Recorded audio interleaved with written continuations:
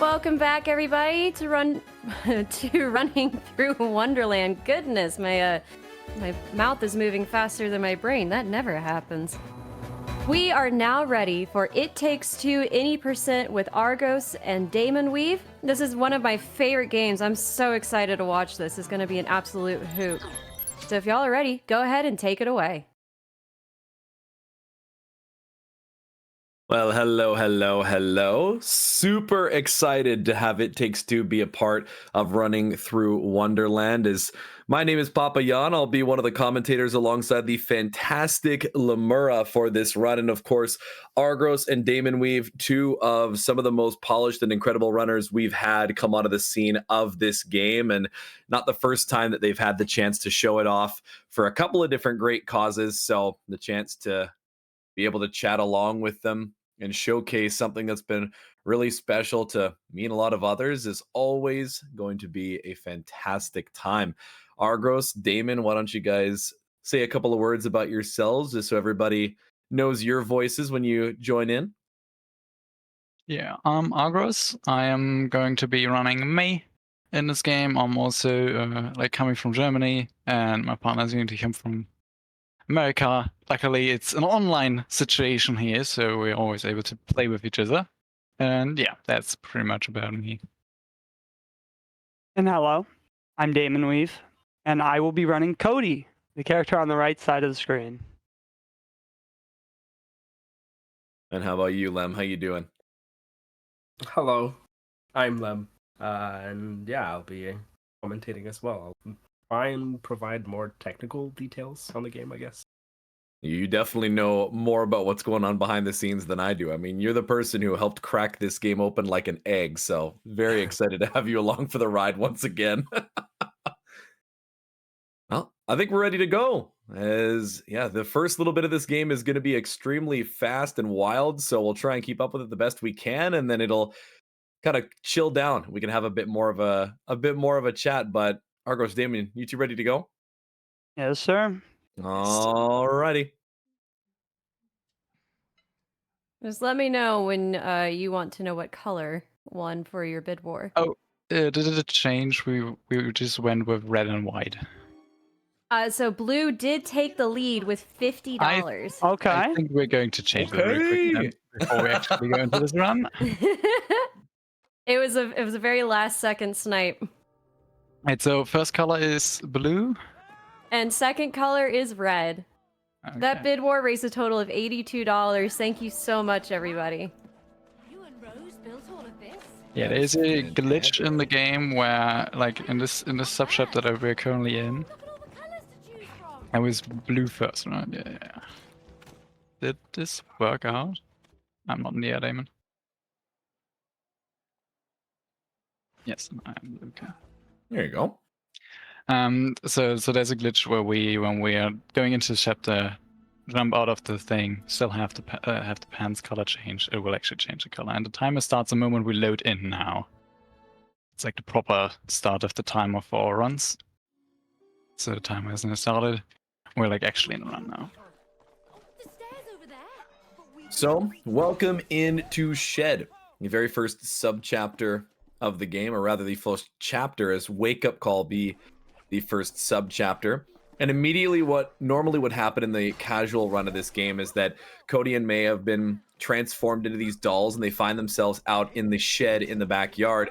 And as part of like a tutorial for the game, you have to go around this first area gathering up all these fuses. But as you can see, we're already done and out. I believe the com gold for that is less than 25 seconds to gather up all of those fuses, and away you go, because you're able to get Cody into a bit of a glitch state where they can use the fuse in multiple slots.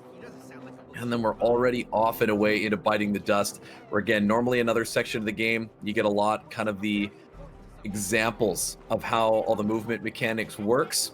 But obviously, being speedrunners, these two know very darn well how the movement mechanics go, so they're going to use them to the fullest extent.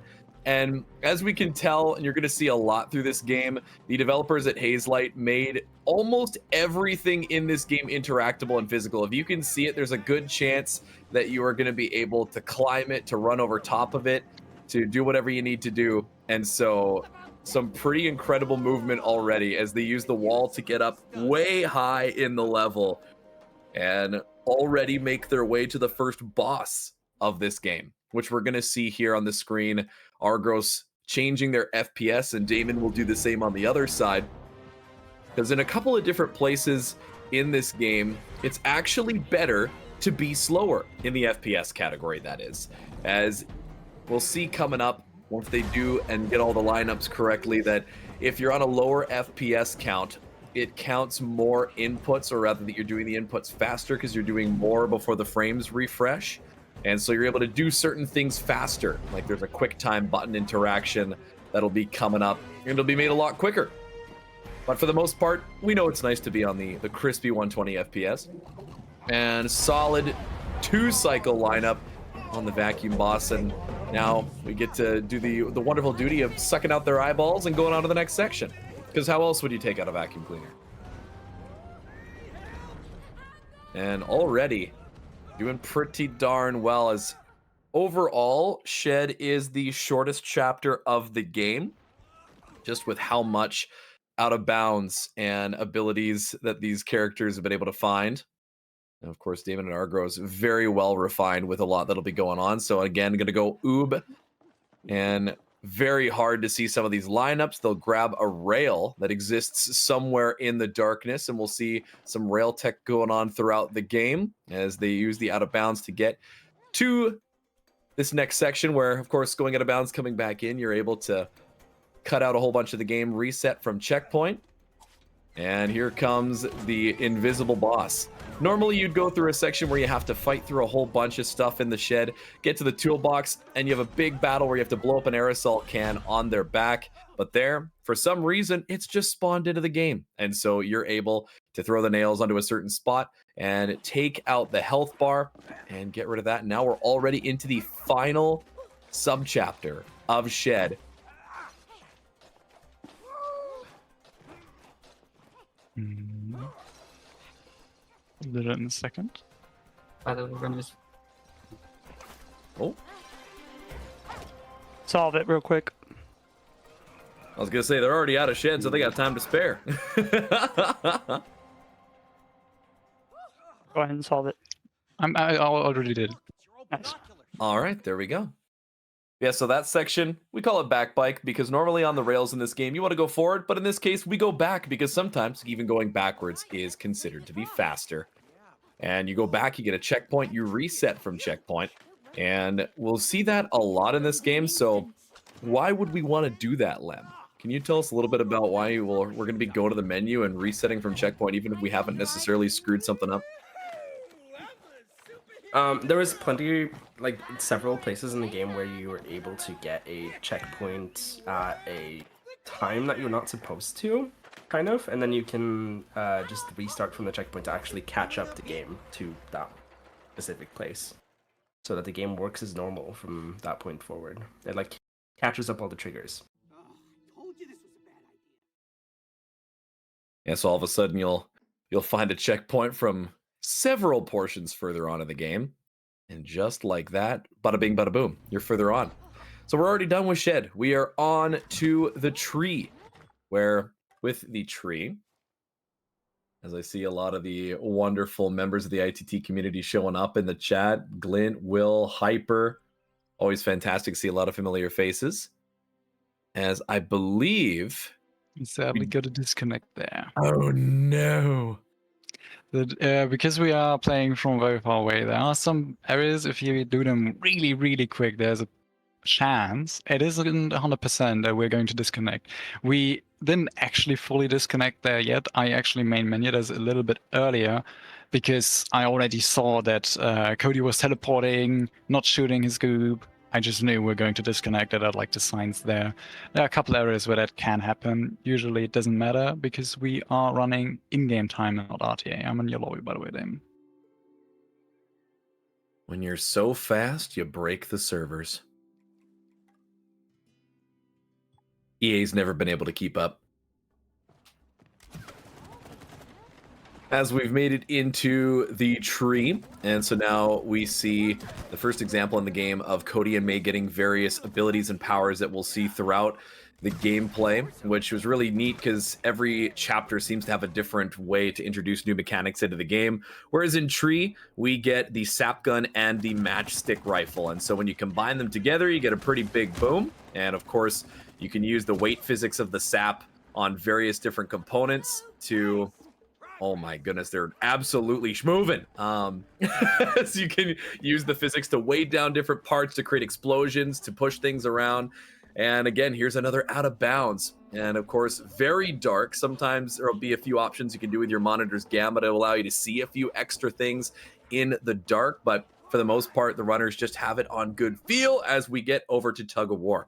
Now, as Lem had talked about with the resetting from checkpoint and being able to catch up the game into where it should rightfully be when you get to that point, we can do a thing called mini game warping, where it's similar, where if you get to a mini game and you unlock it, you can go to the menu, you can select that mini game and then teleport to it per se, which then gets you to a further part of the game. So there we had gone out of bounds to find Tug of War. And now the players are going to end up separating from one another to eventually come back together because they're both going to be hunting for some separate triggers here. As we'll see, Argros going to be going on one side. Can they get this very difficult trick? They do on the first try. Oh my goodness. I remember the first time I was able to hit that first try. That is crazy. As Argros able to grab a rail through the wall. And of course, grabbing rails just defies the laws of physics. So you're able to teleport your character through the wall, get onto the rail on the other side, and avoid a whole section of going through, dodging mine carts, old Donkey Kong Country style. And you just make your way to that end piece. And of course, Cody's looking for another trigger that they had found under the ground so that when you reset from checkpoint, it doesn't completely break everything apart. Now they'll be doing a wall climb, and they'll be hunting for another way to just get a little bit further into the game, as Damon does well to get up here first. They're going to see that nice tunnel illuminated off in the distance, and they're going to cannonball right into it as the reset from checkpoint comes through. And yeah, the fast and furious first about 6 or 7 minutes of this run has officially concluded, and now we get a nice, calm boat ride. Right? Surely.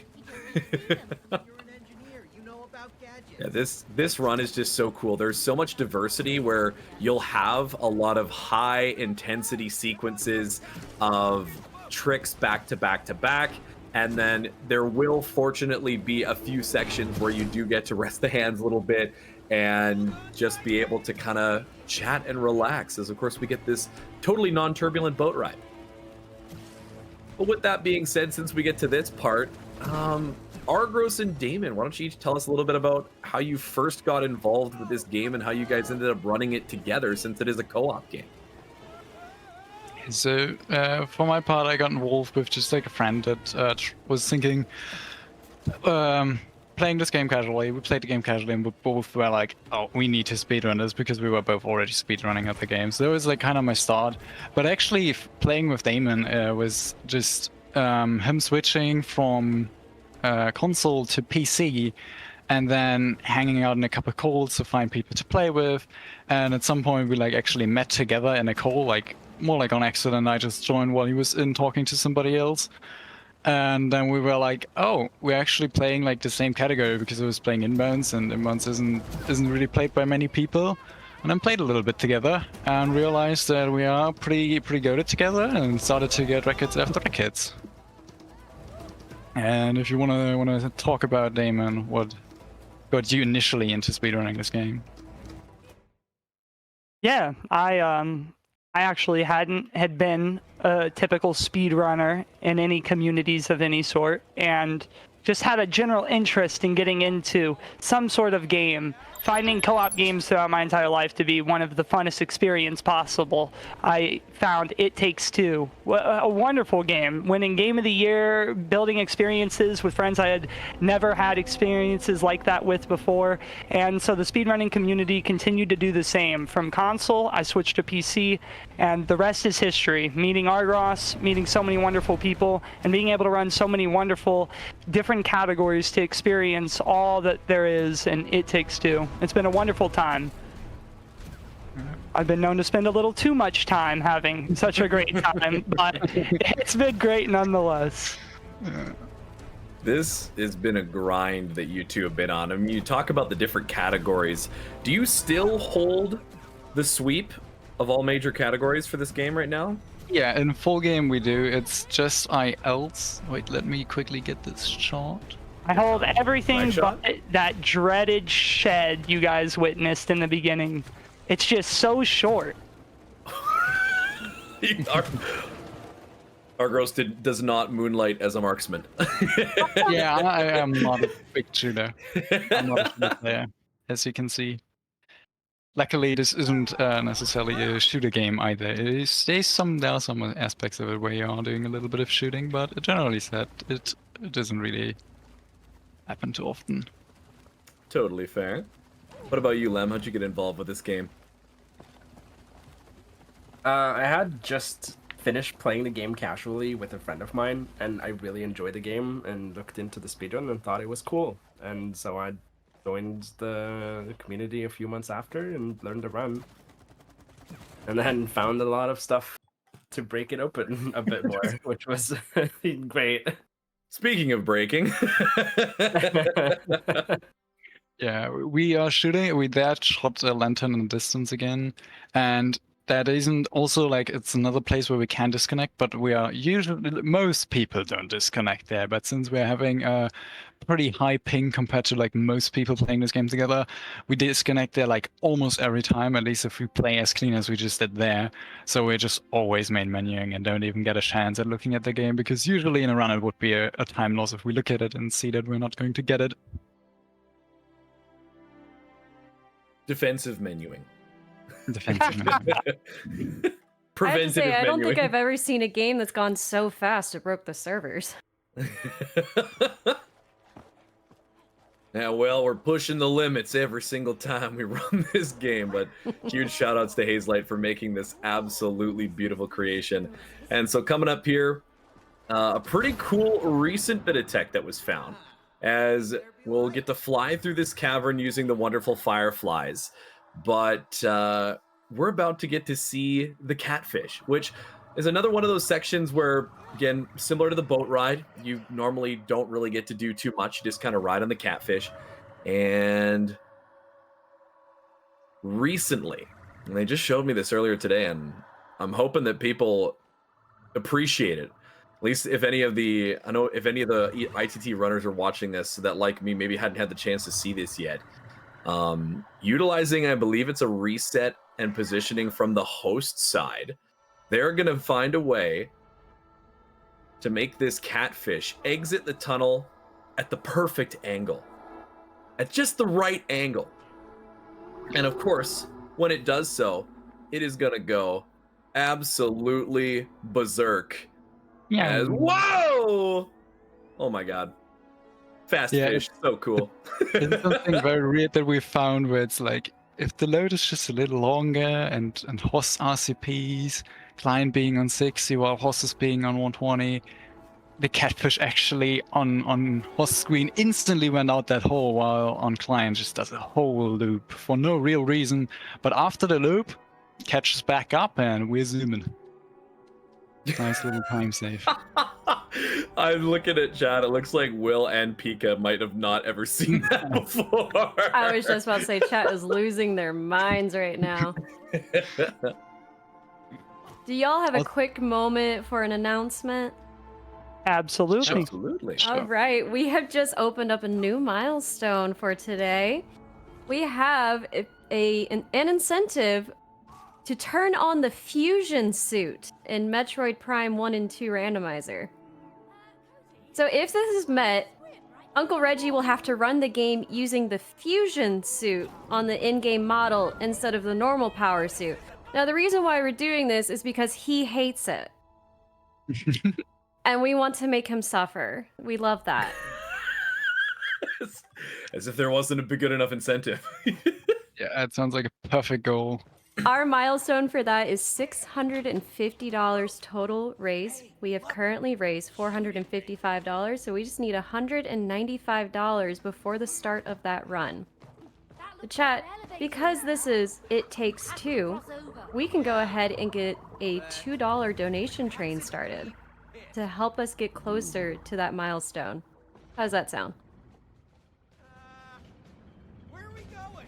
Only one way out. As the schmovement continues, and we had a quick chance there to see something we'll see a few different times throughout the run in a chain slide, where if your character is in the sprinting animation and then you start to crouch, your character will then start sliding across the surface.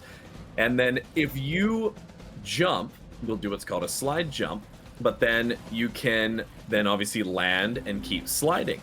If you jump immediately after you hit the ground and you chain those kind of jumps together, you can create so much unbelievable speed in this game. Like, the vectors just keep on increasing, and you can get going absolutely ridiculously blazing fast.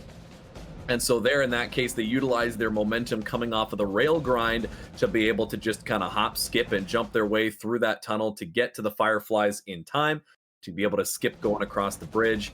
And now, get to shoot a couple of wasps. Because, I mean, we're here in this tree. We've got these weapons. They were given to us by some squirrels, because the squirrels used to live in the tree, but now the wasps have taken it over. And we've been sent in to try and track down the agent that was submitted by, of course, the squirrels. But the agent's gone rogue. As now we get this wonderful beetle. And the beetle... You have to get the beetle to shoot, and do they get it to go immediately? They do! This is another cool piece of tech that I was shown a little bit earlier. As Lem, I believe, are you able to explain a little bit behind the scenes of why that tech works to get the beetle to just kind of immediately go, as opposed to wait and go through all his animations? I don't remember that one. I'm sorry. I'll have a little bit of time here while I'm shooting a couple wasps, not doing much. So we recently found that in this beta, if we hit him and move in the right direction at the right time, like when we're hitting him, he will actually just not do any animations afterwards, as he usually would, and just jumps immediately. We can do it on the first shot that we're doing on him. The second one, we are like delaying it. We're pulling him over, and what he does afterwards is like doing multiple jumps, so that we can't do it. And on the last one, he sometimes baits us, where he like starts a jump but doesn't actually fully jump, which is sadly what happened here. And what we see, where we then went for another wend, but we usually don't actually use. But yeah, that's basically the beetle, where we're trying to really optimize on his attacks. So it went through a lot of iterations over the years the game has been out yet. So yeah. I also want to quickly mention with the colors, we're currently only seeing a color really on May and the weapon of Cody. And it's also sadly purple and not actually blue, because I think it was red before. I think I kind of messed it up. Later on, when we are passing that sub-chapter where we did the color glitch, we're going to redo it, because we're losing it after we went through the moment we're going into that sub-chapter. And then we'll actually have proper colors everywhere. Especially Cody's color will actually show up. Currently it's only on the gun, and it will actually show up fully then. For sure. And just like that, we're already in the final sub-chapter in Extermination. As Lem, would you like to explain the science of what's about to happen next? This boss fight, there was a lot of stuff going on. But each of the armor plates on the boss have different health values, and you want to focus on getting some of them down in a specific order to a specific amount, so that you can finish off the boss's last phase as quick as possible, or the penultimate phase, I think. You also saw there was some pausing and checkpoint stuff to remove an armor piece early as well. Yeah. It's something very weird, similar to Catfish, where if we RCP, it just skips a phase. We just don't need to kill one of the parts, or also auto-scroller phases we can skip with it. That's why we are going to RCP quite a couple times now. Since it doesn't always work instantaneously, and we're usually running in-game time, and these loads don't count. So we're doing like 5, 6, 7 RCPs, and then we're like actually switching back our FPS to 120 because we're going down to 60 both. And then I'm it going should, after this. the top front should disappear. Okay, let's go. Yeah, because for some reason, Top front There's- gone, so everything is good. there we go. You know, both players can be at different FPSs. Obviously, as each individual person goes into their settings, they can change their FPS to their desired amount. And if two people are on different FPSs, for some reason, when you reset from checkpoint, the loads are different based off of your FPS in this chapter of the game. So shout out to the devs of Treat. Runners everywhere love you. And because, yeah, I lost my mind when I was showcased that, because you just skip entire phases of extermination. Because what did you tell me earlier? The Com Gold went from about 235 to 145 Basically, yeah. when that was discovered. Yeah, Quite large.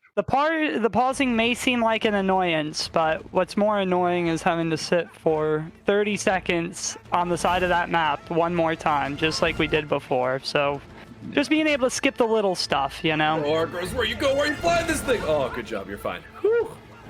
Oh, damn it. You always scare me like that. I think you're going to crash the plane and then it's just fine. The ace That's some pilot. practice. No issues whatsoever. And now we have a lovely 3-minute auto-scroller because we are going out of bounds on this subchapter.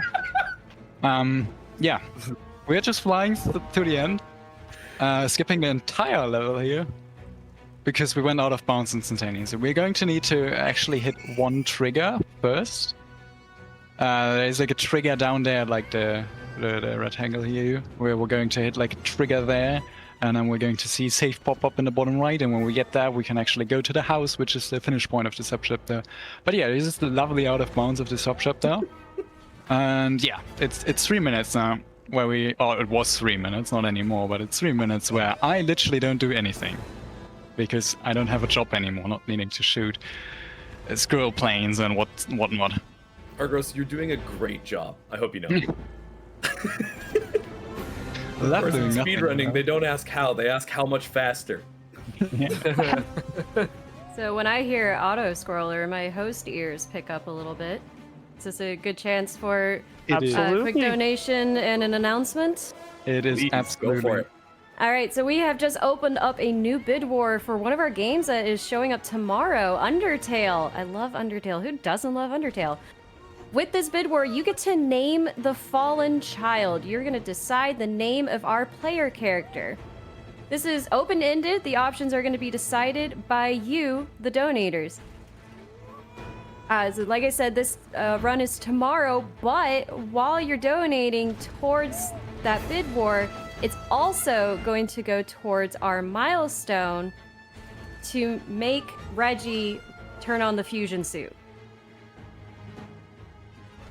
And I asked everyone earlier for a $2 donation train, and Anonymous went ahead and hopped on that with $2, and they said, going outside and need foot protection, it takes shoe. I love you. Thank you for that. It takes shoe. I was not ready for that. Yo, I love puns. Can we get some more puns? Like I said, $2 donation train. You can name the character, go towards our milestone, and make all of us just laugh or groan or whatever with your best "it takes two" puns. Yeah, there are going to be a couple more, not as long auto scrollers later on, but there will still be times to hear those puns. Shout out to was it Hyper and Bytes that did that for the first time, flying the plane in the cutscene Yep. there? Yep. Yeah, I know Hyper was in chat a little bit earlier, but yeah, shout out to them. In that last cutscene at the end of the auto scroller, you can actually fly the plane around in the background, because there is supposed to be a full proper cutscene there where Rose, the daughter, is walking through the house. But there we just get to have a little bit of fun. And here's some more fun with another reset from checkpoint to make sure we catch everything up, because we're now into Rose's room. So we made it out of the shed, we got through the tree, we rescued the agent the squirrels sent in to try and dethrone the wasps. And now we have made it to Rose's room because, of course, you can see these two characters are dolls, but originally they were people and their souls were transported into these dolls. They knew it was some kind of magic, and their daughter was sad that they were getting a divorce. And then she started crying, and the next thing they knew, they were these dolls that she had made of them. So naturally, they thought Tears made them into dolls. Maybe Tears will make them not dolls. So now that they're in Rose's room, the evil plan has commenced to try and go and take out Rose's favorite toy, Cutie the Queen Elephant, to make her cry again and try and reverse the curse, because, you know, that works. But we get to go... This part was so uncomfortable to play casually. Don't worry, we'll have something in store for you to make it more comfortable. We'll share it when we're actually there. Oh, here it comes. Spaced Out has gone through a whole bunch of different iterations, but this might just be the coolest one where Cody's going to go absolutely to space. There it goes. Now, can they line it up? We're looking for a couple of dots on the horizon. Oh, That is did just fly. unfortunate. oh no! Oh no. So there turns out to be something in that sky, and I may have just ran straight into it. Is that a this has never happened before moment? Never. I tried to be a little fancy. Yeah. We're By gonna the way, try it that- again. Yeah, the lights you were wanting to see, we'll see on my screen pretty late because I don't have the high detail level that Damon has on here. Yeah, we only saw them when he was already ground pounding down. But yeah, there were like lights, and there was actually the UFO all the way out in the space. And now we're in the UFO. Or slash, like in the area, depending on the character we're looking at. Yeah, what just happened, Lim? I wonder. So yeah, the UFO for the last phase of the boss fight is just always active and loaded. And so if you can get to it early, you can hit the checkpoints in it, and restarting from checkpoint, you know, puts you right there into the boss fight. And yeah, now we're on the moon. That's one of the skips that I've kind of helped find and stuff, so I'm really proud of that one. Also a huge time save. Skipping multiple phases of the boss, multiple levels of platforming stages, it's actually crazy. Like 100% is like multiple minutes long there. Compared to us just doing that in like 1.5 minutes or something. And as a Yeah, result, it big kills time one of my favorite tricks in the game. As there used to be a way when you got into the UFO, you had to do like a blind off-screen platforming section inside the UFO to try and save a bunch of time. But now that we just get right to the end of the UFO and don't have to do anything else, then we're good. And oh my god, are they going to just perfectly route over the blocks? Argros wins the race. Fantabulous. As now we've made it through Spaced Out due to the incredible skips that were found by Lem and company. And then we get into Hopscotch, which, again, utilizing the rails and the momentum you can get off of them to get up out of bounds. Argros is going to be looking for another one of the mini game warps where they'd utilize a slide jump, get on top of the pillows, slide on down. Cody's just going to be looking like a handsome lad over on the right side of the screen. And there is Batting Team. So we're able to warp over to Batting Team and get onto arguably one of the coolest pieces of tech in this game as far as things that you get, but unfortunately for any percent, we only get this for about 15 seconds. As we're going to use the fidget spinners to get into that little crack out of bounds, head on down, and you interact with the button and say goodbye to the fidget spinners. Which brings us to a point, if you are sensitive to bright flashing lights and color, look away. We're going to tell you when you can look back. As this section won't be here for too long, but Kaleidoscope can definitely be a little bit for some people. I remember when I first played this game casually, got a little bit of motion sickness, but then once we started running the game and you only have to spend a brief amount of time in here, it made life so much better. Just an illusion. That's how kaleidoscopes work. Then again, I also got motion sick from playing Sea of Thieves, so I don't know if I'm a good litmus test for that. Don't let your brain fool you. And to be fair, when you're playing the game casually, usually you would play it on a higher quality as well, which has more effects and stuff in this level. That is very true. That's fair. because we love FPS when we're actually trying very hard to get the time down. So we actually play on almost the low settings possible. There are some settings that are actually helping, like as I said earlier, Damon actually has high detail level on here and there to see some things. Luckily, May doesn't need to do it, so I don't need to do it. Therefore, I have like a couple more FPS changes, so it doesn't really matter. The better you can count the polygons, fantastic. Another example of utilizing the slide jump to be able to access. Oh my goodness, these guys are crispy. As the slide jump allowing us to access a whole bunch of areas we normally wouldn't be able to. As typically in the game, you would think that you're going to use a jump, like a double jump, a traditional double jump to move around a lot of places. And that's what the game's levels were designed around. But of course, with the slide jump, you get a bit higher of a jump than a traditional first jump. And then you still get your double jump out the top of it. As we'll talk a little bit more about that in a sec. Train station, will they get the tech? They do. The invisible kiss of the doll, as they then chuck it into the last slot, and away they go. Normally in this section, you'd have to run around, grab a whole bunch of the dolls, and put them in their various turnstile spots to pass the electricity through the whole area and allow you to open the gate. But there, if you jump up and go to drop it in one, while then also looking at the other, the game thinks you've dropped the doll in both slots. And bada bing, bada boom, you're out of the next section. Yeah, with the slide jumps, we'll see it again here, where Argros is going to utilize the slide jump off of the top of the flag. Very well done to get onto the red dino. Damon's going to go for the green dino, and get a little bit of cute cooperation here between the dinos. The dinos are extremely adorable. And the slide jump, yes, because you get that extra height off of the initial jump and then you still get your double jump after that, it allows us to access so many extra areas of the game that we shouldn't be able to without having to do other things, be it activating a switch or getting to a certain part. Nice warp through the floor. Then we go and jump into the lava to get back up high. They're absolutely flying through this right now. No pun intended. Here comes the pterodactyl. That was really well executed. Very much so. Yeah, Damon does some gaps there. For anyone that looked away during Kaleidoscope, by the way, you can look back now. Oh, Yeah. true. I actually kind of forgot about that, not gonna lie. Cody, I just imagine a bunch of people that were just like, oh, what did I miss? Because they were still looking away. I'm sorry. why do I see You missed some dinosaurs. It's probably fine.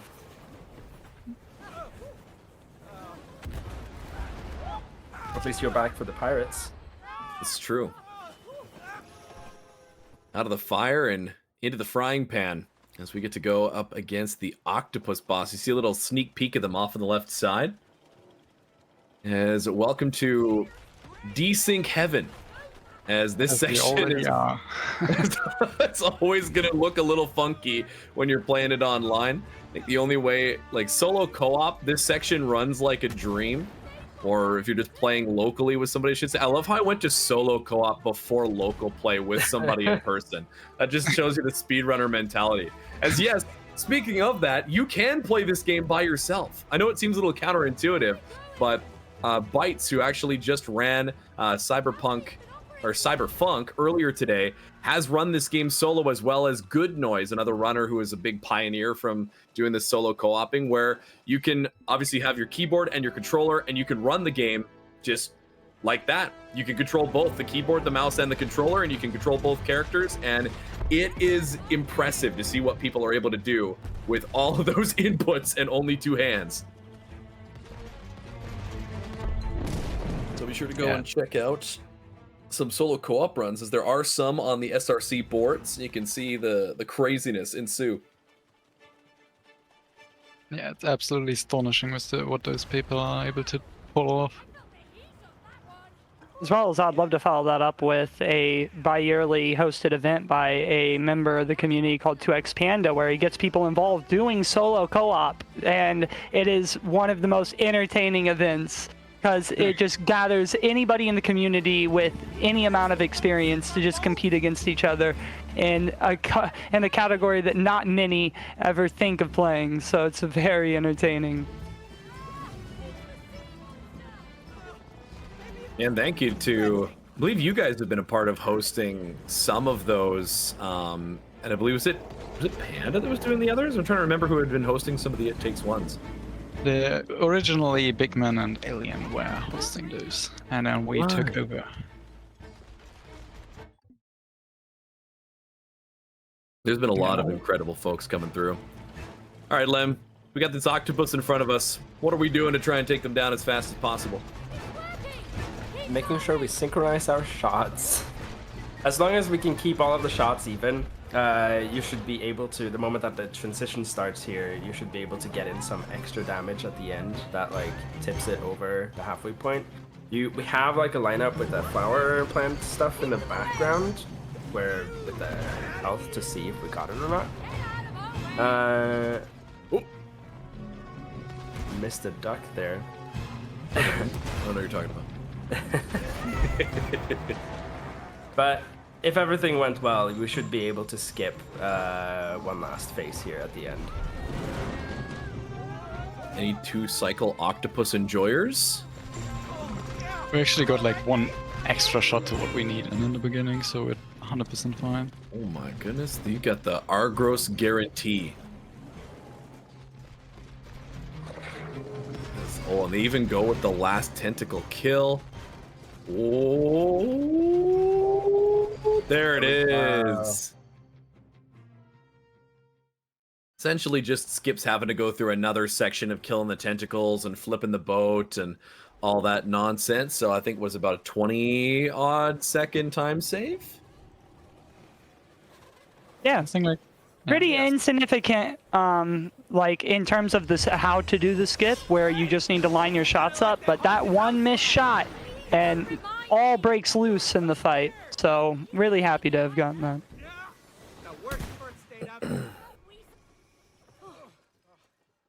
Now we're leaving the pirates behind, and we have found our way to the big top, which normally you'd have to escort a marble around, but we don't want to play the game the normal way, so we're just going to use the slide jump to get around that wall, hit a death warp to respawn us on the other side of it, and now May is going to get absolutely launched.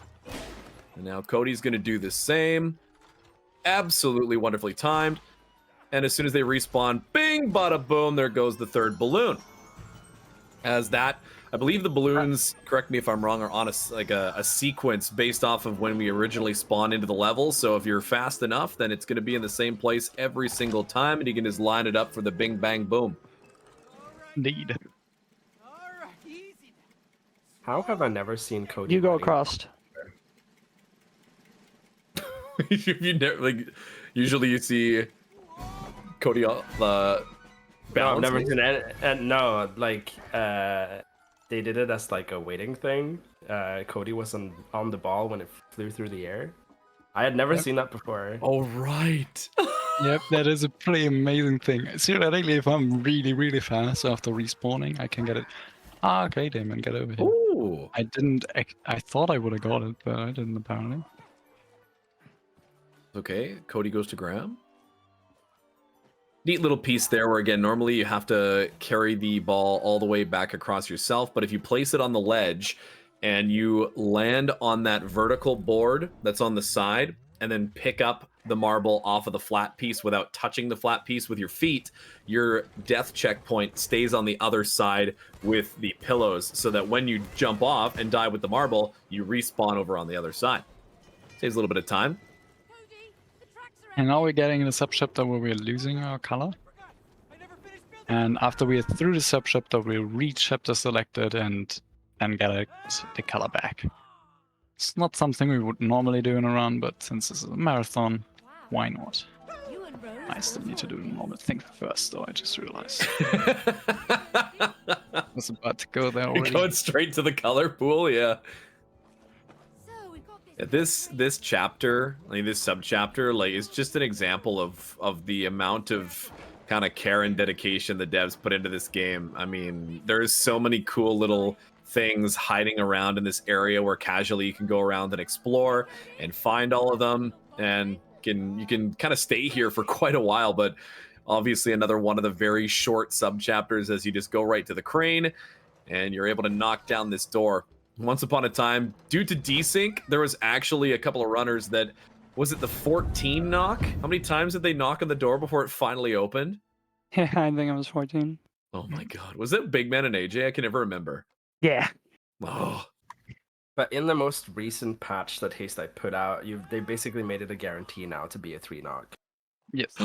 He's like being known as some of the best devs, not just for level creation and amazing movement, but for just really loving their speedrunning community enough to not patch anything.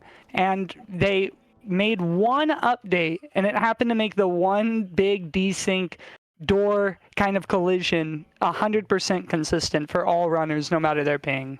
So nice. W Hazelight. Indeed. That's a fantastic oop coming up here. Gonna wiggle, wiggle, wiggle, wop up that wall. And beautifully done first try. As, again, this game, so many different genres of video game represented as well. Here we've got like kind of your classic top-down ARPG. There's karting in this game. There's obviously the 3D platformer. There's 2D platforming sections. This game's got a little bit of everything for people. So lots of nostalgia of different games as you play through it. And I mean, speaking of the devs and just the absolute fantastic people that they are, Lem, you had the chance to run the game at ESA with the devs from Hazelight commentating the run and having their minds blown on some of the things that they had never seen happen with their beautiful game before. Yeah, no, that was a lot of fun. It was really cool getting to talk to them and stuff too. And so, you know, hopefully they keep it up for their next game. Yeah. It was very nice how they actually, like, some things they, like, actually kind of intently let in the game that, like, breaks the game for us, like, for speedrunning. It's amazing. Like, some triggers that are out of bounds that have no reason to be there, and people were like, oh, that has no reason to be there, but why not let it in? Like, it's such a nice thing to hear from the devs. Right now I get to see, this is the same thing that happened with the Beetle. Oh my goodness, okay. So essentially, you're just taunting him. You're going right up to his face and saying, hey, come here, big boy. And then instead of doing the old wait, stomp, and run, instantaneously charges after the player. Normally, you have to wait a significant amount of time for them to kind of reset. Oh, just missed. We are just going to do this as backup. And we'll see. Yeah, it's Yeah, I pretty. think it What normally Damon takes a little was extra doing while. there is actually kind of like a hard thing because he has a pretty short dash, but he plays controller, so he can actually get around him way better than I can with mouse and keyboard. So it's on him. Also, a dash that isn't really that controllable. But he needs to get around the thing there, like 180 degrees to the other side of the troll in a very short time, and he barely didn't get all the way. Is the most My job RNG heavy is- boss fight? Yeah. See if Needed the to break RNG the of these troll's two angle. cooperates. Yeah, the queen Wow. kind of just goes wherever she wants. I'm not and gonna lie, then- this oh my- may be the worst RNG you've Yes. in this video game, and I spent a lot of time. This is crazy. Checkmate, my boy. So preferably we want them to stay as close as possible the entire time, but the queen can go wherever she wants, while the king actually follows us in 1-by-1 steps. And yeah, if we're lucky, they just stay together the entire fight and we get like our damage in on both of them the entire time. We didn't have that there at all. It was like basically no time where we were able to get both in at the same time. And now, Jan, give us the reason why this is why we're able to bear through this. Well, so first things first, another trigger warning if you don't like to see cute Very true. animals getting eviscerated. I can't watch. So, this is, I mean, we just talked about how amazing the devs are in this game, and then they did this to us. This is one of the parts of the game we cannot find a way around. No. Every single time you run this game, you have to kill the queen. But, of course, because this could be a little bit taxing having to do it over and over again, one of our fantastic community members came up with a copy pasta to help remind us of really why we're here. Hidden behind a veneer of cuteness is a dictatorship. The queen monitors her people through surveillance that extends into space. She manipulates her people with a facade of being a cute elephant while executing and torturing her political opponents. To the very end, when the revolution catches up with her, she is pleading through this fake persona to save her own life while being completely unfeeling to the thousands that have perished in her dungeon. And that's why it's okay. It's still not okay. Sorry, that's why it hurts less.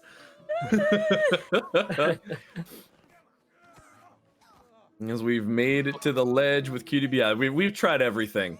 There's no getting around this. So we just have to deal with the emotional damage every single time we get to this part. I played this casually with my husband, and every time he's like, "Do you want to play it again?" I'm like, "But the elephant." But cutie, no. I was like, "Do we really have to go through that again?" And he's like, "Yeah, you're right." And of course, skipping through a bunch of the cutscenes, we do indeed make Rose cry. Much like I'm sure Chibi did when they got to the part of the game casually. Sobbing. But as you can see, we're still dolls. It didn't do diddly squat. We are still the same old clay and knitted dolls that we always were. Or wooden, I should say. Wooden with the knitted sweater on top. And so the Book of Love, Dr. Hakim, is... Oh. Yeah. Oh, there we go. Has Damon getting the audible? And the Book of Love, Dr. Hakim, is still trying to help us out on our journey of turning back into people, because the only way to do it is through love and collaboration.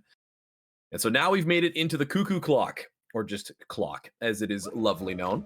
And so the two runners made it through the first portion with blazing speed. And now, yeah, ding ding, we're gonna utilize the Hell Tower to get into a cutscene, and at the same time, May is going to be able to teleport back utilizing her clone ability that she gains in this chapter. And you saw briefly the players grabbed onto a railing while the Hell Tower was spawning in. And that is going to allow them to clip through the water, which would normally just be a death plane and kill the player as they tried to get through it. But it allows them to get underneath the map and pop back up right through the other side of a gate that normally you would have to have these dolls on a track that you're helping through this whole area. You'd have to help the citizens of the clock town, put out some fires, lower a bridge, all these things to get through the gate. But then we just get to this section and we get these nice metal birds. And normally you think, oh yes, we're gonna fly high in the sky with these birds. Absolutely not. We're gonna use them to go back underground. As the bell is lifted up and you utilize the bell to clang yourself underneath this wonderful world that the Hazelight devs have built. You gotta be careful when you're down here. There are a couple of areas, I mean, they clearly knew that there would be some tomfoolery afoot, and so there are some areas that will suck you back up above ground, so you do have to be a little bit cautious, but absolutely schmoovy.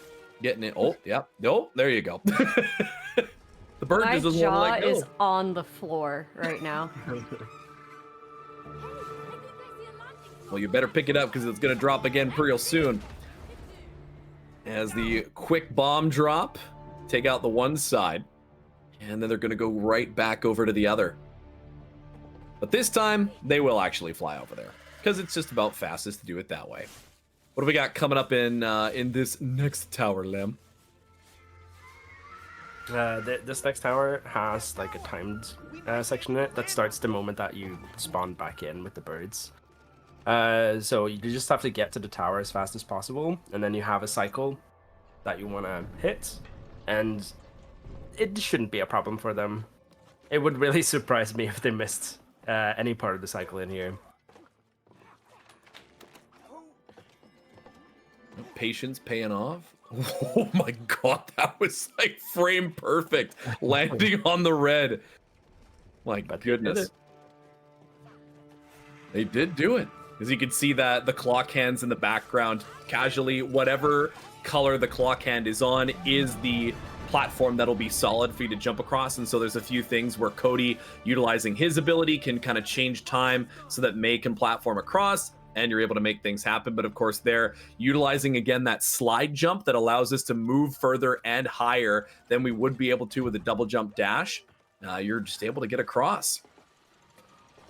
Because in this chapter, again, we talked about the sap gun and the matchstick rifle back in Tree. In this one, May has got the clone ability, while Cody has the stopwatch to control time. Because one of the big problems that the characters have when they're humans is May feels like she can't be in two places at once. And so Dr. Hakim, the Book of Love, gives her the ability to clone herself, and Cody feels like he doesn't have enough time to give to, well, just in general, the things he loves, the people he loves. Doesn't feel like there's enough time in the day. And so he gets given the ability to control time. It has a lot of different metaphors to different things that people have to deal with, showcased in this game. And I mean, obviously, the tragic story of the divorce in this game and the characters trying to navigate that. There is a few interesting moments of again, realization and comparisons to real life and stuff in this game. And also, this is just one of the most beautiful parts of the game. This game is so beautifully designed. And again, if we weren't on polygon levels of detail, even when we are on polygon levels of detail, Just wanted to say it's surprising how good this game can look, because you're thinking this looks already pretty good, and then you crack up all those levels of detail and shaders and whatever this game has to offer, and it just gets absolutely crazy, the visuals.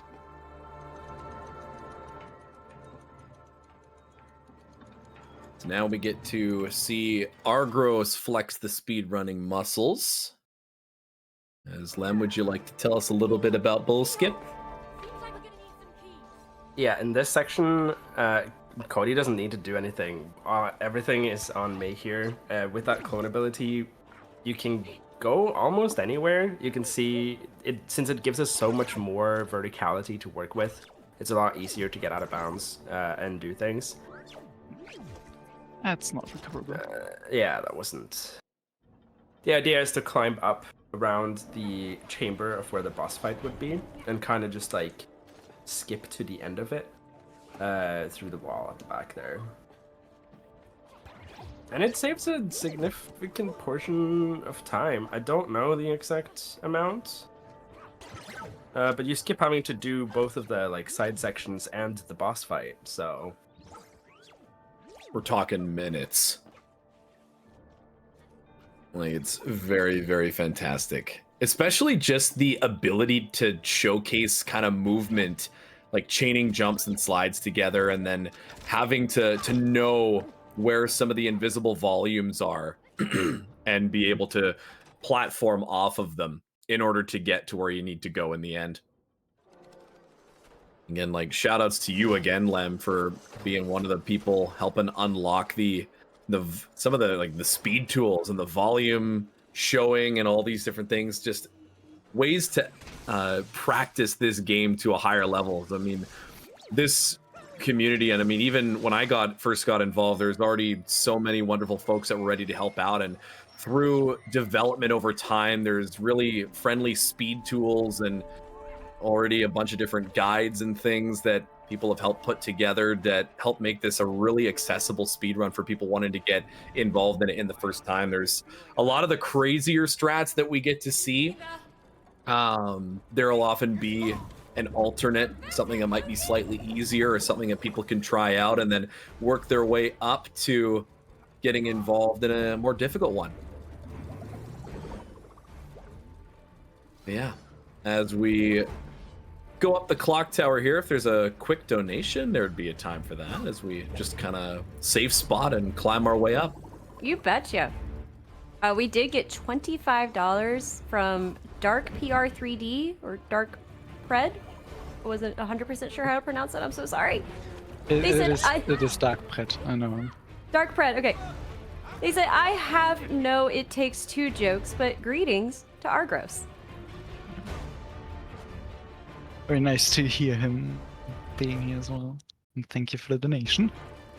That has brought our total up to $482, so we are only $168 from meeting our fusion suit milestone. Don't forget, the reason why we're doing this is because Reggie hates the suit. And so to make Reggie wear that suit for a 3-hour run is totally worth it. All right, we ready to go fast? We I got love money going on here, fast. Lem. Who's gonna get to the end first? Oh my god! Okay, Damon's out to the early lead, but grabs out of the outside one. They'll both get to the cog around the same time. Damon with a bit of a lead out the other side. They're gonna go for the rail tech immediately. Solid low grab. Do they get the swag strat first try? Damon will get there, and Argros almost able to do it in suit, utilizing the clone. That's cheating, Argros. Oh my god, dude! Fast ropes just keeps getting faster. I leave. I don't see this game for a couple of months, and every time I come back, it's just that much quicker. And I want to give a quick shout out to some community members, specifically Matthew, for really pushing the boundary on that. He does that section so fast now with so much momentum conversion everywhere that he is like an entire cycle ahead at the end of what we would usually be, and like catch basically a normal cycle again, while we actually try to skip towards the end. It's absolutely crazy how fast he got at that, and there are other people nowadays that have managed to make it as well that I sadly don't know the names of, but I'm pretty sure Damon would. But yeah, the it's tech absolutely overall crazy. is a super revolutionary tech. First found and routed in by Lemura, it's known as a dash cancel. Just absolutely exceeding any momentum we can get with any other piece of tech in the game. Utilized just how Jan said, chaining it together, just ends up blowing anybody's mind who plays this game, including us. So it's an extremely impressive tech. You see some of the most cracked people at it, you're absolutely mind blown. It's crazy. And for full game, for us to, luckily, you don't need to be as cracked, because it's also a lot of practice you need to put in that, because there's really tight inputs, and inputs need to be really tight together, and you need to do multiple of them chained together, all at high speeds where you're just in a couple milliseconds you can get from one rope to the other rope, and already need to do the same inputs again to specific timing. It's really impressive when you actually watch some cracked people that do it.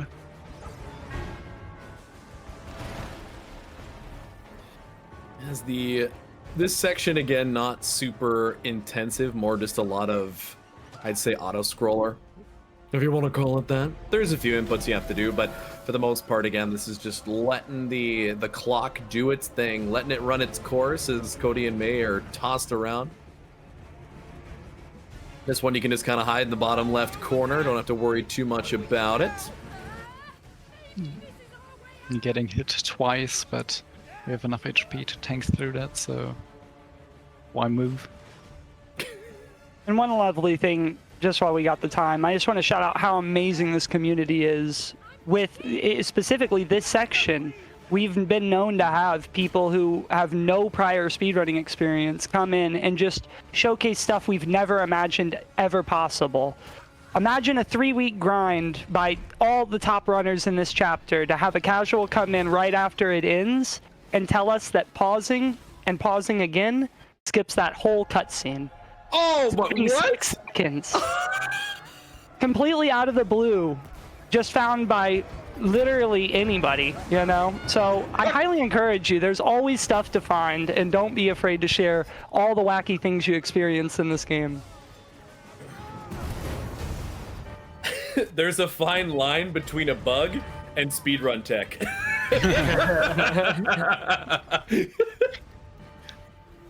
It's a very blurry line. Bug versus feature. Yeah. Let's see, Ironhead's in chat. They hadn't even seen that. Neither had Steven. Wait, what?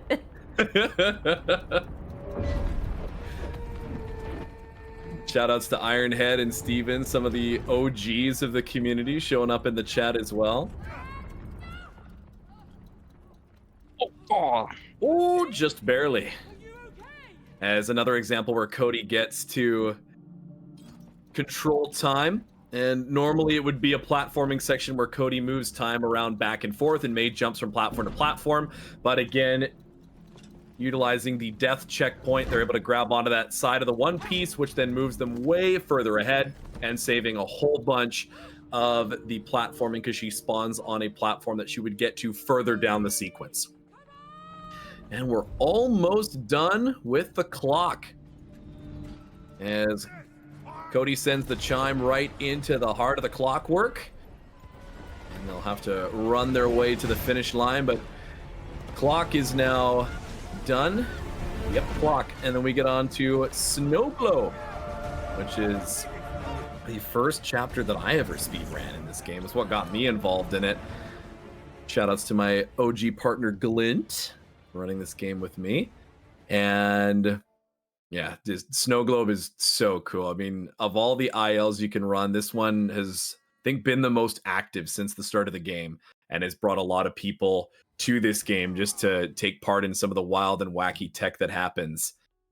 As Argros going to warm up the cutscene skip to drop right in and not have to do that. And immediately they're going to go off to the left and they're going to utilize the slide jump. Great work by Damon. First try on the tree jump.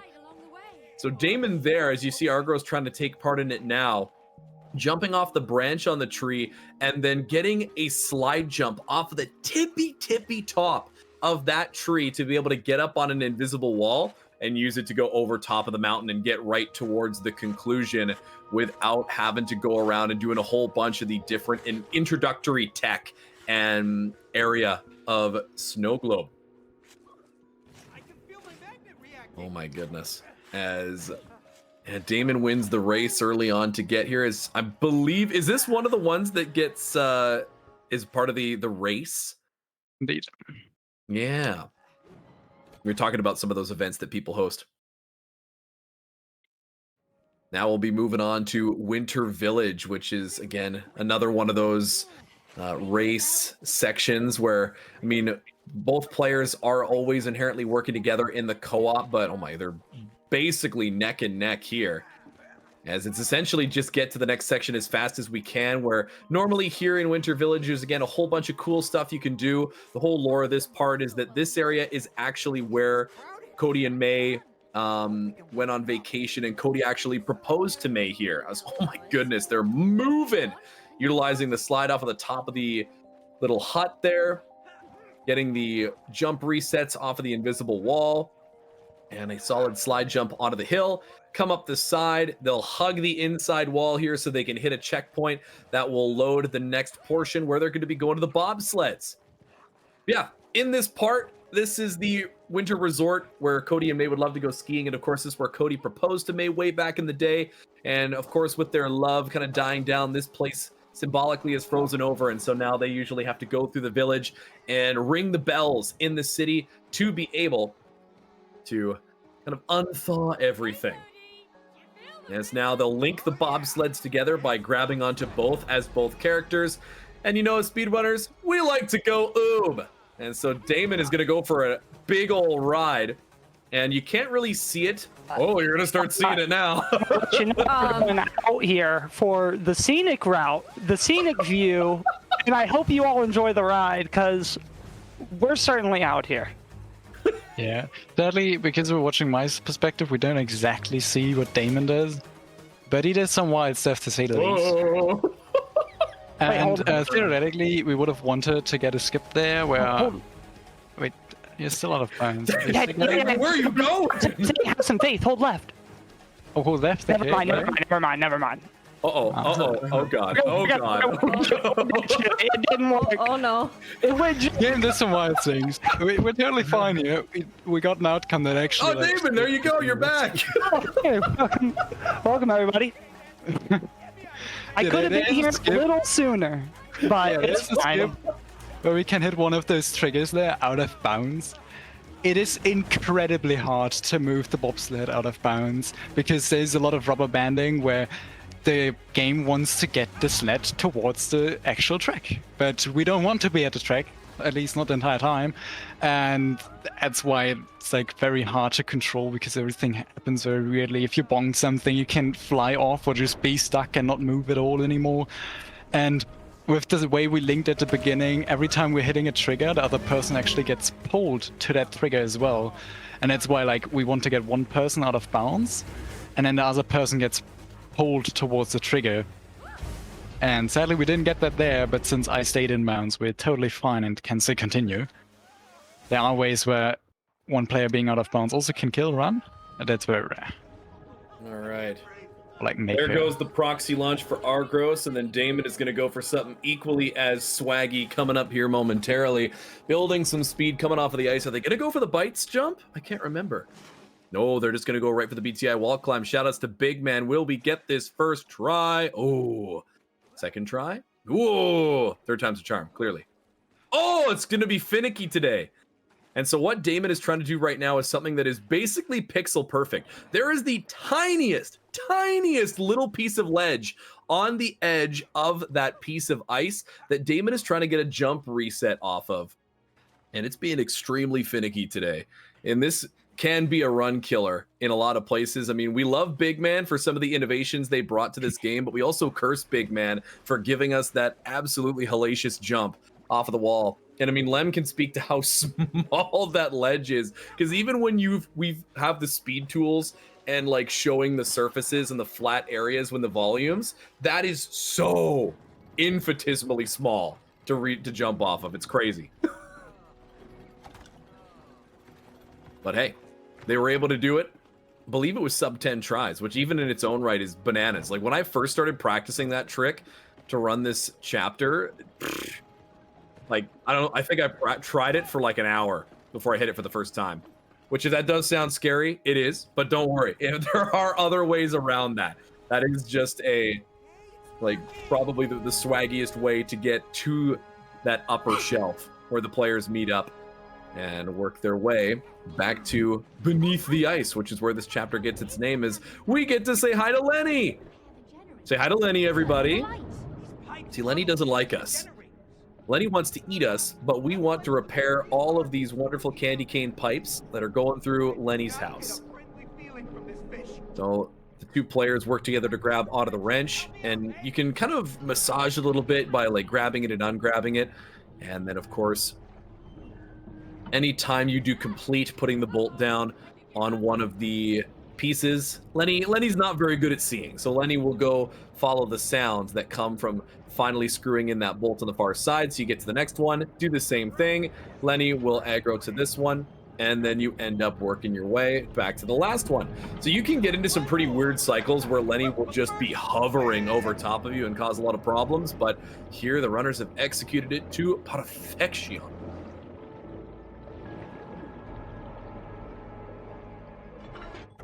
And you don't actually need to turn the last one. You just need it to make this sound for connecting, and then you're good to restart checkpoint.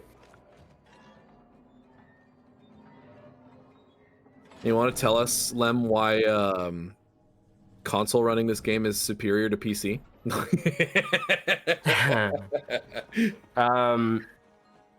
So this is specifically for the older gen versions of the game. They can just skip everything we did there and just go up this tower and trigger the end cutscene and move on. When we play on PC, we can't do that. So actually yeah. need to triggers. Since Isn't it something to do with like the way the RAM loads the game on the older gen versions on console or something? It like has it actually loaded, whereas in PC it segments it a bunch. Yeah, something like yeah. that. On PC, it wants to preload it and stuff instead, but I know on console it has to throw to a loading screen anyway, so then it's like, okay, let's just do a long loading screen, get it over with. All right, place your bets. Another race section here. As Damon and Argros going to be going hard into the first corner. Another, again, chain sliding being the name of the game here, as they're basically neck and neck. Oh, nice oyster from Argros. Going to get a little bit of speed there, lines it up well. Are they going to get right through the crack? They will. Oh, they elected not to try and go for the run killer. The momentum killing jump. Alien Chasm skip coming here. Oh, nice. as both runners. Again, Damon still has a chance to try and catch up here on this last piece, as they'll get an oyster off of the bottom. We'll talk about why I'm calling it an oyster in a second. You're probably going, Jan, what are you talking about? More chain slides coming down the hill again. This is a case of who can get there first and who can get the momentum the best. Argros will be the first out of the invisible patch, get the bounce off of the ice, go down to the end section, and there it is. Of course, both runners have to be quick there to trigger the reset from checkpoint, and it takes us here. Normally, you would have to get through a whole bunch of stuff. As Damon, first one to it. Will they have enough speed? They do. As that rail cancel tech, building up so much momentum. Absolutely incredible stuff. As they use it to launch around the cabin, it skips 2 different cutscenes that normally you would have to wait for as everything starts to crumble. The glint skip, as Glint found a way very early on to skip a whole bunch of the crumbling sections of the ice. And with the way they've done it here, this next section doesn't even start to collapse. So they have a nice, easy way to get around this part. Again, more examples of just how fantastic you can get moving in It Takes Two. This one will start to crumble again as you'll grab onto the magnets and up, and away you go. Coming up on the final section already of Snow Globe in Attraction, where now the magnets, which symbolize the attraction and connection between the two of May and Cody, now they have the ability to zap over to one another. As May and Cody will utilize this to reset off of the wall and get a whole bunch of gap clearance coming up here. Nice chain slide goes across. They don't even have to do the resuck part way through. As they'll jump off of the wall, and another one as Damon and Argros, a well-oiled machine as always. That was smooth. That was incredibly smooth. That was nice.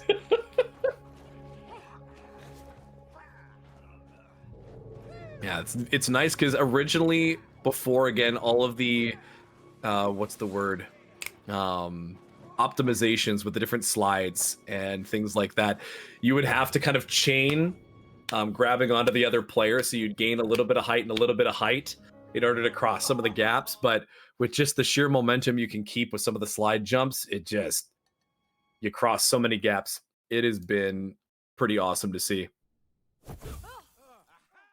So now we're done with Snow Globe.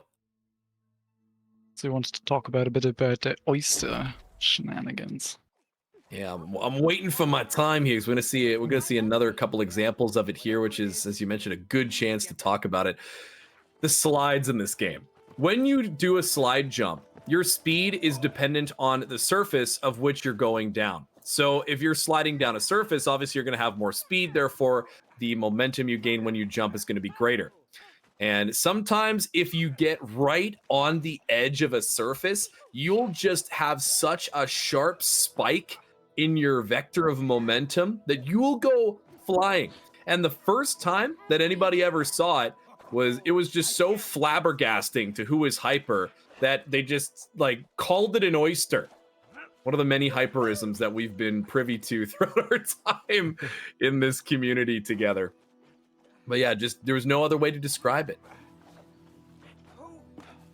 And so that's why if you get a real big boost of momentum off of one of the slide jumps down a slope, it's called an oyster.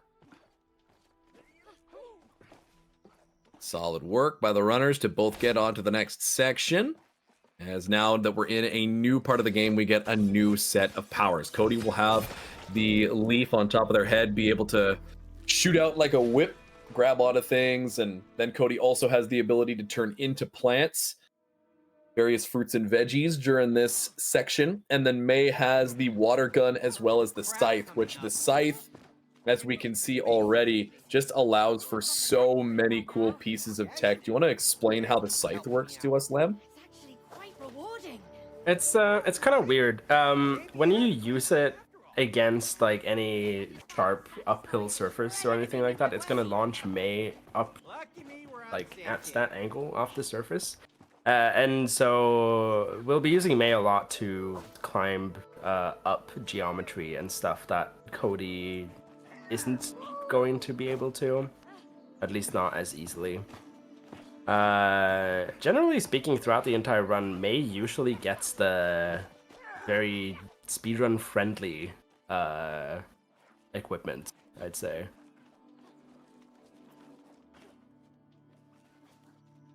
This is a new route. Yeah, I just. man. I'm like, I'm used to you guys going off the left side of that cliff. I like it though. It kind of took me by surprise. And normally, again, this whole weed whacking section, there's a whole bunch of different little miniature battles against the corrupted plants in Cody's garden. Because when we remember all the way back into Clock, Cody didn't feel like he had enough time. And of course, that meant also time to take to his hobbies, which in this case includes the gardening. And so the garden obviously became a little bit overgrown. And now it has all these invaders that May and Cody together have to take care of. As again, Cody utilizes the whip to ground some of these flyers, and then May will come in with the scythe to do all the slashing. I think I'm trying to show off the tech here. I want to. I'm ready for it. So normally this would be a bit of plants versus zombies, as they'll utilize that plant to get across, and they won't have to fight the zombies. As May will fill that plant from the far side. Again, normally Cody would be the cactus right now and shooting all of the various critters as they try and get to May. And then, but this case, they're just gonna go across and safe spot it. Because normally you have to defend May long enough to fill up the plant to get through those little pads, and then you kill that corruption bulb, and that makes your way into the next section, which is trespassing, another section of absolutely beautiful movement in this game. Normally, this section would lead into, as we can see there, a bunch of moles. And of course, we are very small, dull creatures in this world, so moles now become large, hideous beasties. I mean, maybe they're cute. I don't know, Lem, do you think? I'm pretty sure the moles are cute. I should stand corrected.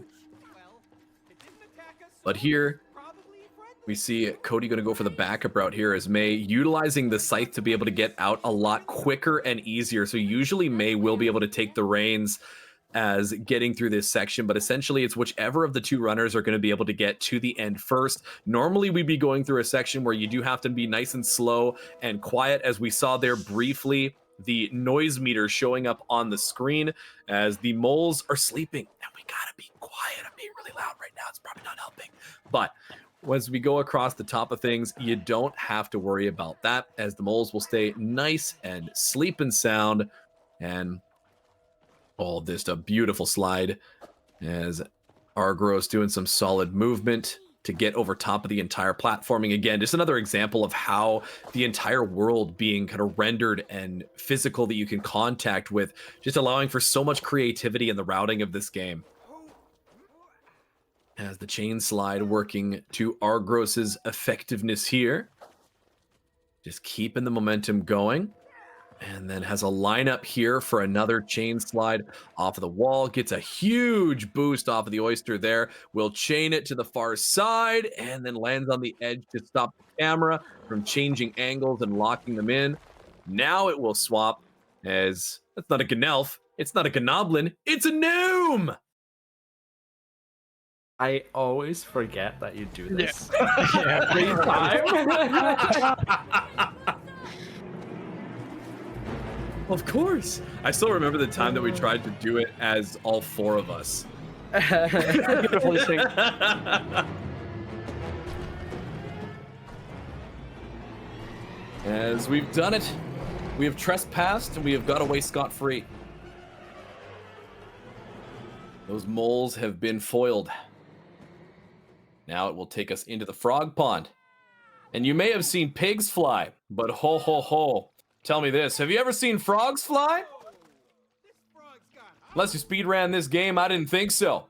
As one runner gonna go for the right side, one runner gonna go for the left side. It looking like Damon's gonna get the better of it here, unless Argros can get it on this try here. But even then, I think Damon might already be at the point.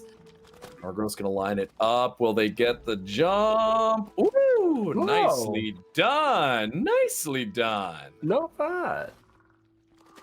Sadly not fast anymore since I failed initially in getting out of bounds. Still, You know, that's showing showing off a trick where it's a jump where it's literally about pixels. Jumping from one invis barrier to another invis barrier, where the jump is about like you have a couple pixels of freedom there. It's very, very tight. And you're basically doing it off of a feeling. Because there's nothing to see. Yeah, at least when you have the volumes, you get an appreciation of how tight it is to get across that gap, but very well executed, Argros. So you showed me that earlier, but it's always impressive. And if you miss it, you're gonna lose a lot of time having to get that frog back into the space program. Now, the runners will work together trying to clear out the corruption out of the flower beds. If you can line this up just right, then you don't have to worry, because you can just go up one side, go down the other, and you'll be able to completely fill the flower bed. Excellent work. And now it's time to fight a few more critters. We'll see, can they get the one cycle out of it? No, they cannot, as it goes back up into the sky.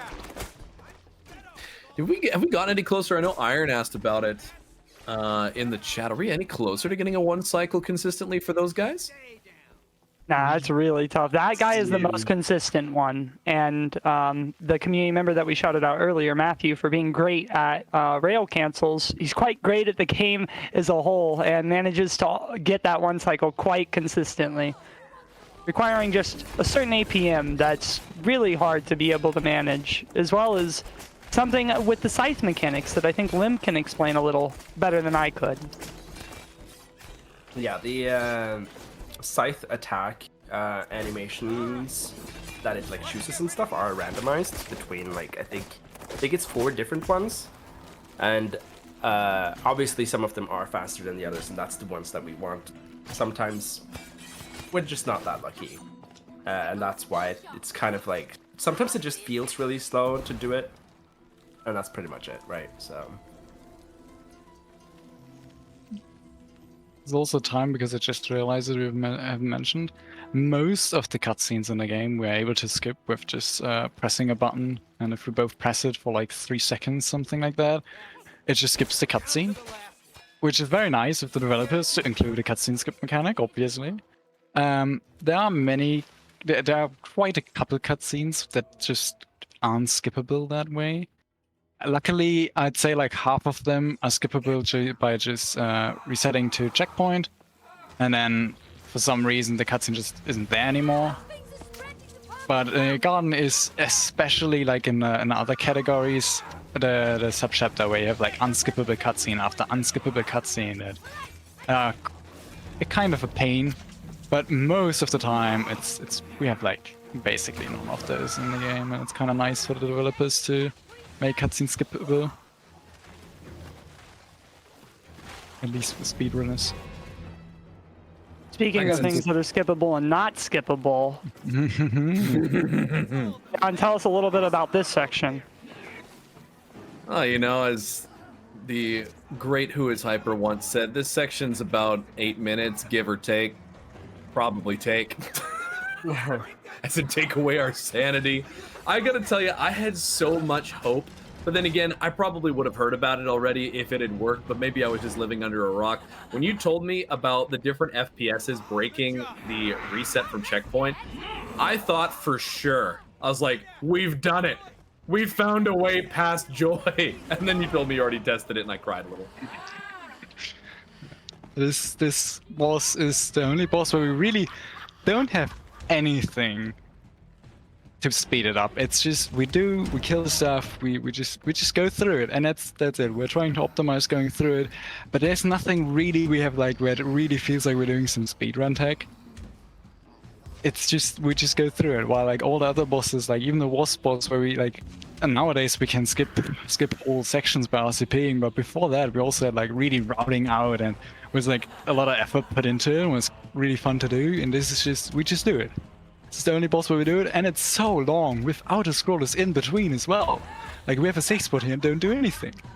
Yeah, It is quite sad. It's also it's one of the few places in the game where there's actually a bounty on finding a new threat that would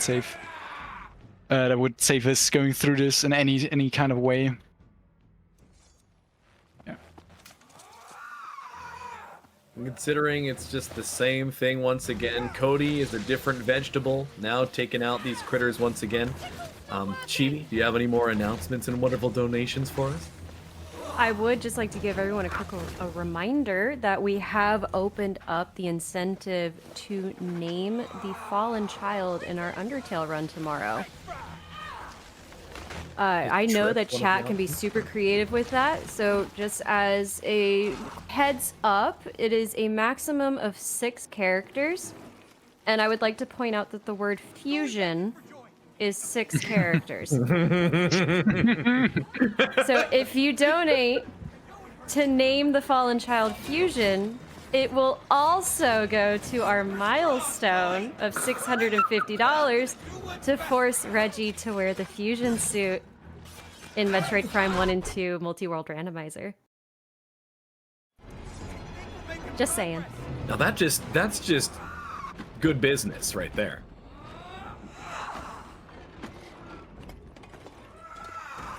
You know, this, I mean, we've already talked about it a little bit throughout the run and in David and Argros talking about getting involved in running this game, but this community for It Takes Two has been pretty darn fantastic. I know every runner says that about their community, but I mean, in my case, not having done a lot of speed running, but just done a whole lot of this game, it's been, couldn't have asked for a better introduction into the wonderful community, and had the chance to commentate it at a SGDQ, or an AGDQ I should say.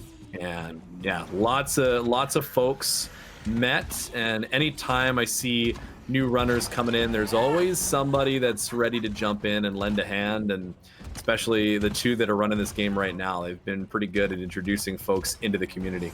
So very grateful for the people that still run this game and continue to push it to new barriers and beyond every single day.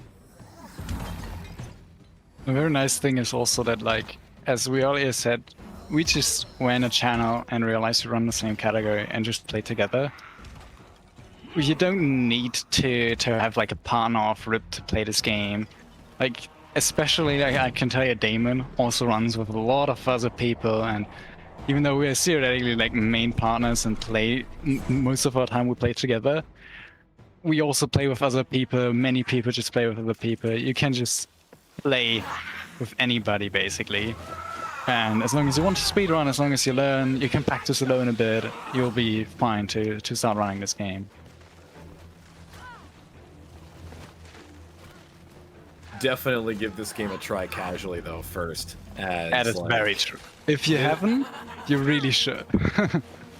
It was game of the year for a reason. I actually just finished my casual playthrough with my significant other, and she very much enjoyed it. I very much enjoyed it the second time.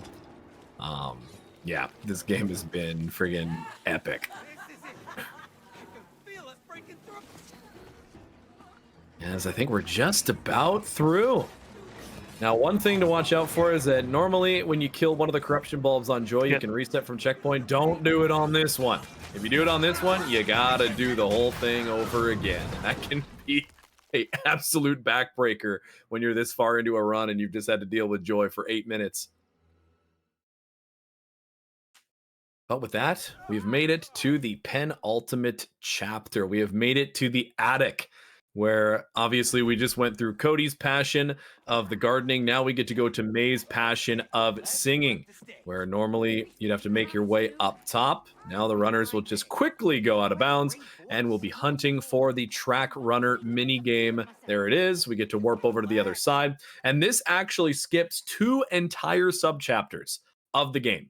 Normally, you'd have to go through, I mean, this area kind of like a central hub where you go to different sub-chapters, but you come back here. They use that to get through a barrier that it's like pretty much impenetrable.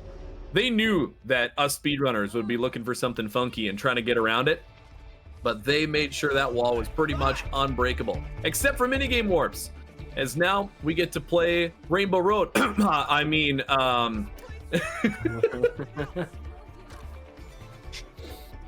as yes, there are a couple of sly references to the old Mario Kart in this one, or I think there's even a voice line where Cody says, "It's a me, Cody," as he's sliding down this section. If you play this game casually, you will find many more references to very popular games, many references that we just skip past, many references that are like actual like achievements and like things that are like hidden Easter egg wise. But there are also many like in normal gameplay that we just skip past because we're speedrunners. But they are much Yeah, more. that was beautiful. Yeah, that was amazing. Yeah. Absolutely insane. Damon utilizing the speed that they gain again from that rail to chain the slides down that big hill, and they were able to just launch themselves over top of the door, because normally casually you have to wait for May to get there so that they can use their voice to open the door and you can get through it. Because in Attic, at least in this section, May has her voice as her power, and then Cody has the little Captain America shield in his symbol. As we utilize the Death Warp after going out of bounds, we'll get on the elevator. And yeah, the Captain America shield's pretty cool. They get to use it to block lasers, to kill microphone snakes. There's so many fun things they get to do. Now we get to do a little bit of dancing, a little bit of DDR. Of course, all throughout this section, trying to get all the different pieces to make a concert. As we want to give May the comfortability and the area that she can kind of do her singing like she used to do. And so Dr. Hakeem and Cody have combined to try and make this concert happen. And of course, we need an audience, which is what we're doing here. Dropping that FPS back down to 30. And what that's going to do in this section is it allows the interactions with these 4 pieces of instrumentation to go a whole lot quicker. I mean, I did this at 120. And the bottom right, if you're on mouse and keyboard, it's you having to shake your mouse back and forth. My entire desk was just going nuts because you have to fling your mouse back and forth on 120 to get it to even register on the progress bar. But there, as soon as you even like barely touch your mouse on 30 FPS, bam, you're done. I was like, what's happening?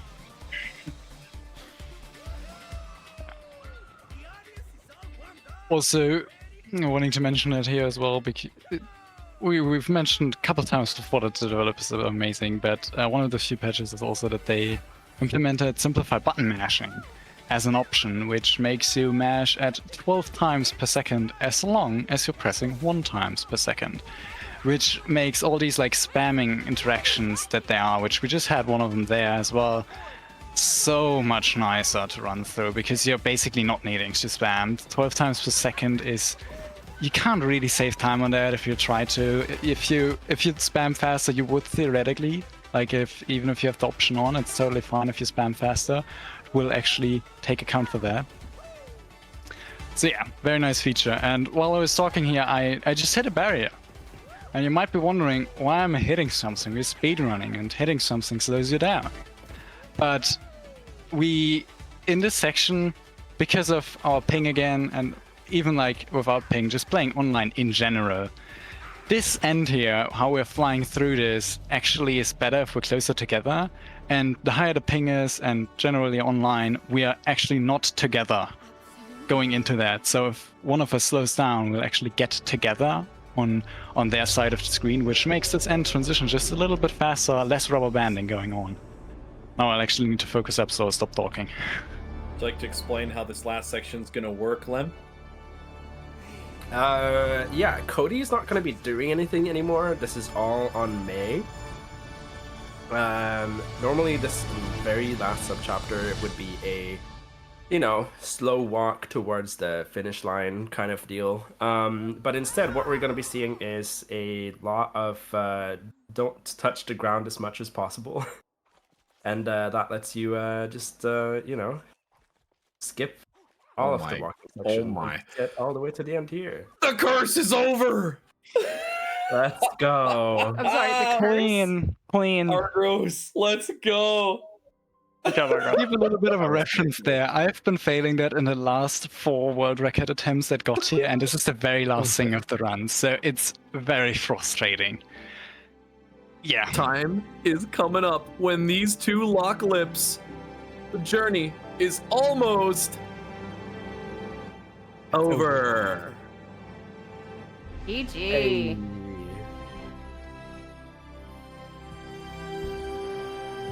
There it is.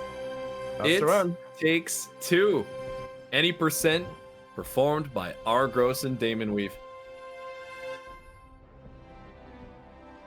Seriously can't thank the hosts, the organizers, the community from It Takes Two since it started, and my wonderful partner and commentators for making this possible.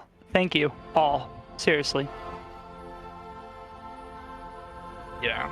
And with that, I also want to add, like, generally set the speedrun community, being able to host marathons for causes like this is absolutely amazing. It's one of the most inclusive communities I've ever learned to know. Like, it's absolutely crazy that we're able to do things like this. And with that, it's just thank you to everyone involved in marathons like this, involved in speedrunning, involved in making the world great as it can be. And that would be also the shoutouts from me. Your commentators want to say a little bit of something here at the end as well. Lem? No, I mean, thanks for having me and stuff here. It was really, it's a really good run. And yeah, no, our community is amazing. So definitely, if you're interested in running this game, you totally should. I'm very, very grateful for what this community in speedrunning has afforded me, and the opportunity to share this game's story is something I will always cherish, and very, very grateful for Argros, Damon, and Lem for having me on to be a part of this, and to all of the wonderful people that I've met in my time speedrunning It Takes Two, and of course all these incredible causes that people put on these various running marathons for. It's incredible work being done behind the scenes, and just, yeah, keep on being fantastic to everybody that's involved in this community. Definitely going to be running this game for quite some time to come, and I'm very excited to see what happens to this next. So, Argros, Daemon, where can we find you? So If you- yeah, Oh. for me, it's YouTube, just Argros as it is in the stream here, my name, and theoretically, I'm streaming sometimes in practice. I'm currently not really streaming, but I will upload my world records there. And if I'm going to actively stream again, I'll also probably be streaming on Twitch. And that is also just Argros, and that's the only real places. I don't really have any social media. Discord is like the only real thing to be able to be part in these amazing communities. So those are the 2 things for me. Yeah, and I was going to mention, if you want to catch us both live trying to make it past that final barrier that you saw us complete today, look forward to seeing us live on my channel, where I'll be posting links and all sorts of things about It Takes Two related content. So, and as he said, YouTube for any records that we end up being able to set and share with everybody. Yeah, also the same name as it's shown here. Same name. Daemonweave. I'm pretty sure that basically is the same for Jan and Lemura as well, because I want to give them a little shout out as well. Pretty sure the Indeed. names that are shown here are the same as it would be for Twitch and YouTube. Mostly Twitch though, because I'm pretty sure you both don't really do any major YouTube content. Yeah. If you want to correct me on that, please do. Not at the moment for me. Like I said, Yeah. as Argros and Damon put it, you can find me on Twitch at Papa Jan, same as it is here, and I believe it is the same for Lem too. Lem, you've got some fantastic content that's been going on lately. That's true. And with that, I think that is it for us, as we're currently seeing a little bit of this end. Last cutscene here of the game. But yeah, that's It Takes Two any percent from us too here. Well, thank you. That incredible It Takes Two any percent run. The tech and movement in that were mind-blowing and absolutely bananas. Speaking of bananas, why don't we take a quick break to go grab some snacks and some drinks? Also, use this time to unshrimp your body. Chat, I know that you're sitting like shrimps right now and I don't approve. I want you to unshrimp yourself, please. We'll be back very soon.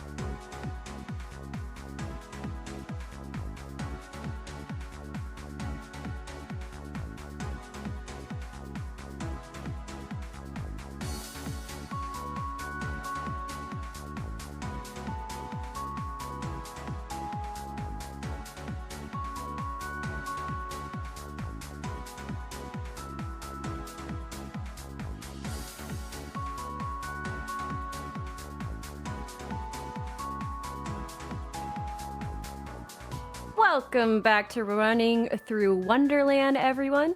I'm Chibi Carrera. I have had a blast hanging with y'all this evening. I'm off for the day, but I'll be back, so don't worry. I'm ecstatic to hand the host mic back to one of my absolute favorite hosts, Quacksilver. Good luck and have fun, Quack. Thank you so much, Rara. I'm back.